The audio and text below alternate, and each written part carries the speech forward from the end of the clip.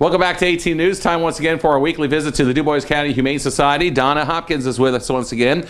This week with Tippy, the cat, Tippy the kitten. And Tippy's a little bit feisty right now, as you could probably see. And I tell you what, I don't know if she's just talking and saying hello herself or she wants to get off the camera herself. But anyway, let's give it a shot with Tippy and tell us all about her. She was fine. I don't know what happened. I guess I got my hands on her and she got irritated. But Tippy actually is a very, very sweet kitty. She is our office kitty. And the reason we made her our office kitty is because she likes dogs. She enjoys dogs. Other cats she has no use for. And she sounds like this when there's another cat around. So anyway. Obviously she doesn't like being on the camera then. Maybe that's it. She's camera shy. You will not make it on the Strazenfest thing, little girl. But anyway, Tippy is 2 years old. She is ready for adoption because she has been spayed. She is up to date on all of her injections and her vaccines and so forth. Tippy was brought to us not by any fault of her own. The family was downsizing and where they were going did not make it conducive to have a cat. So Tippy is now ours and we hope someday she'll be yours. I want to tell you a little bit about her and this brush. Tippy is what's called a double-coated cat, which means she has an undercoat as well as this medium hair that you can see about her. What you need is this kind of a brush, and it looks like, oh, it hurt the cats, and it won't hurt the cats, I promise. We don't hurt our animals here. But anyway, it gets this a coat, and you can kind of see a little bit of the fur coming off, and it will keep her from getting matted. You don't think of cats getting matted because so many of them are domestic short hair. I know, Angel Girl, I know.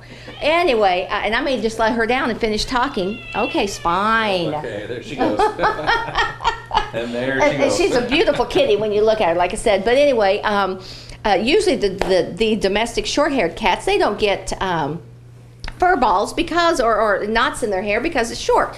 The cat that has the undercoat, that's where it gets matted. So if you make sure to use one of these that has the a cat rake is what that's called, and it will get that off the you won't have any trouble with that. Another thing with medium or long-haired cats, you've got to feed them correctly, and by food it needs to be high quality and it needs to have fiber, high fiber, that will help get that fur because they're always grooming themselves.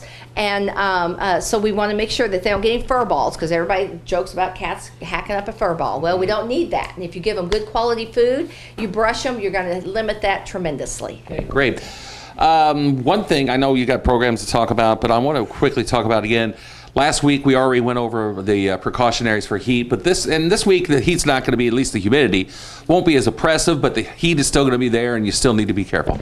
It's going to be miserable, folks, because it is middle to late July in southern Indiana, and that's what happens. If it's not hot, it's raining. A little break this week, but still it goes over. Absolutely right. And so there's a couple things we do want to discuss too, is when you have this kind of heat and you have the humidity, you've also got to watch out for bugs, flies, insects. They get bit just like people do. And so if there's a way, once again, to protect your animal, particularly because of dogs and cats, since that's what we have here, if you can give them shelter that has breezes that can go through, a screened-in porch is an excellent place to keep an animal that you say, well, I don't want my cat or dog in the house. A screened-in porch is a wonderful place because it keeps them covered. As long as you have your twice-a-day cool water, plenty of that. And then the screen will keep out any bugs because they don't need the flies and the mosquitoes and all that kind of stuff on them too. And we've mentioned it before, but you know, heartworm is transmitted by mosquitoes, and we're right in the middle of mosquito land. So make sure you take care of your animals on many levels. Make sure they get their heartworm preventative and try to limit their exposure to anything like that. This heat is hot. If you're hot, your animal's hot. I just can't say that enough.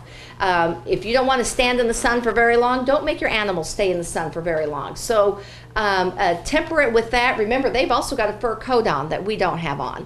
So remember that and keep them cool, keep them shaded. Lots of cool water. Make sure they have fresh food, but as we said earlier, a lot of times their appetite will become suppressed because of the heat.